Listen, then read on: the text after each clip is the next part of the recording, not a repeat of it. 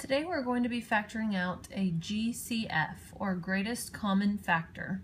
Hopefully you're familiar with the term greatest common factor.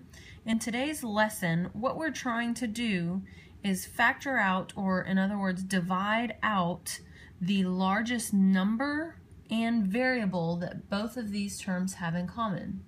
So sometimes if you're not able to see that number very quickly, what helps is to break up the term. And what I mean by that is 5x is the same, 5 is prime, so it's just 1 times 5, and then x is just x. So 5x essentially is 1 times 5 times x. 20, on the other hand, is not prime. 20 is 4 times 5. Well, 4 can also be broken up into 2 times 2. So essentially 20 is 2 times 2, and then drag this down, times 5. So if you were to type in 2 times 2 times 5 in your calculator, you would get 20. So today when we're taking out the GCF, we're taking out what these two terms have in common. And the only two things when we break these up that these two terms have in common are 5. So they have a 5 in common. And some of you may have been able to see that without breaking it up. Okay, so on this one they have 5 in common, so what we're going to do is divide that 5 out. So how you write it is you write 5 on the outside. We're kind of going backwards from multiplication. And when I divide 5 out of 5x, I get x. How you can also think about it is multiplication. What do I have to multiply 5 by when I distribute back in to get 5x? Well, 5 times x is 5x when I go backwards. Okay, likewise for 20, what do I have left when I divide 20 by 5? Well, if I take away that 5 there, I've got 2 times 2, which is 4, and it's positive. So what I would have you do is just double check that you factored properly by distributing this back out. So if I were to distribute back out, I would get 5x plus 20. Okay, so it goes back to my original problem. So this, for today, is the answer I'm looking for. You have factored out the greatest common factor. Okay, of course, the arrows aren't necessary, but that is your answer there. Okay, let's look at another example. So 6y minus 21. Okay, 6y minus 21. Okay, right away, I can see that the greatest common factor of these two terms is 3. Some people may have a harder time with that. So like I said before, break it up. I know that 6 is 2 times 3, and then you've got the y, of course. And then 21 is 7 times 3, or 3 times 7. So what those two terms have in common is the 3. Okay, so I can take a 3 out of both of these items.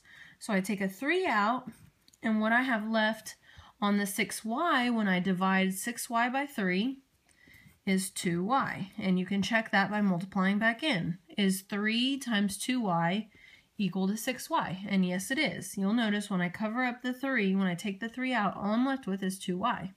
Okay, likewise for the minus 21, the only thing you have to be careful of here is the minus. Okay, because when I factor out a 3, or divide 21 by 3, I'm left with a 7, but don't forget about the negative sign there. And again, like I said, go back, multiply through, and check that it gets you back to your original answer. So if I were to multiply 3 times 2y, I would get 6y.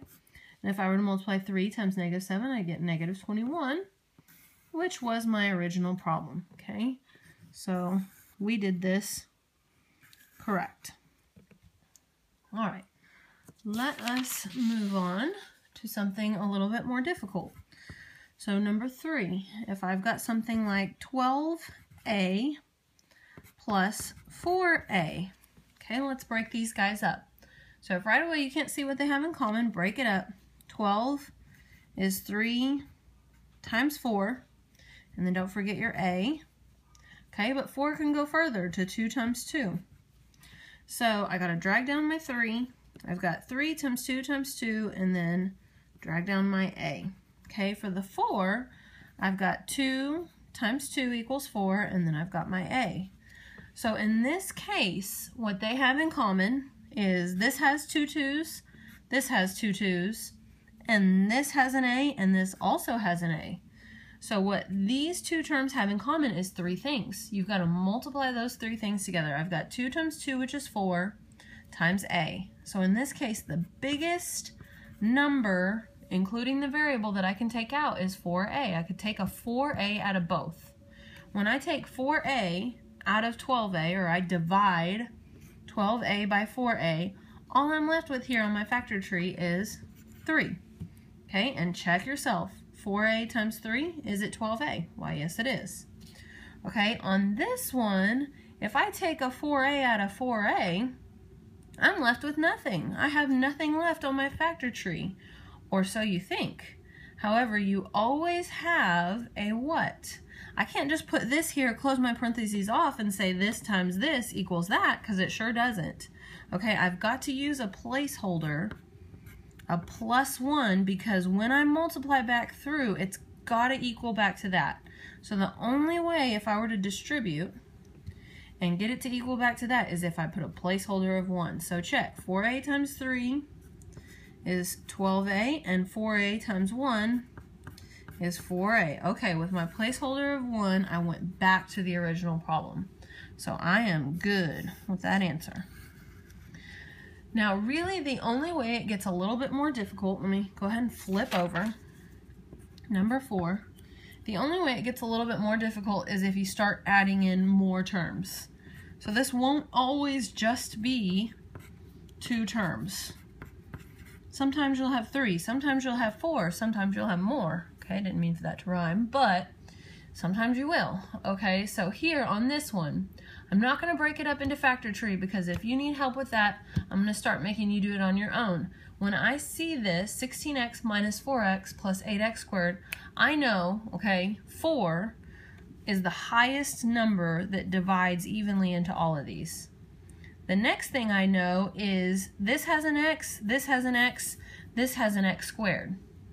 But the most I can take out is an x. I cannot take out x squared because this doesn't have x squared and this doesn't have x squared. So the most I can take out of every single term is a 4x. So, and like I said, if you are having trouble seeing that, then go ahead and pause the video, do your factor tree. Okay, you'll find out that 4x is the largest I can take out of each of these. So divide 16x by 4x, that's going to give you 4. Divide negative 4x by 4x, that will give you, you need a placeholder of -1. And then here, 8x squared divided by 4x is going to give you 2x. So for some of you, it's easier, instead of to think about dividing, think about the multiplication. 4x times what equals 16x? Well, 4x times 4 equals 16x. Here, 4x times -1 equals back to negative 4x.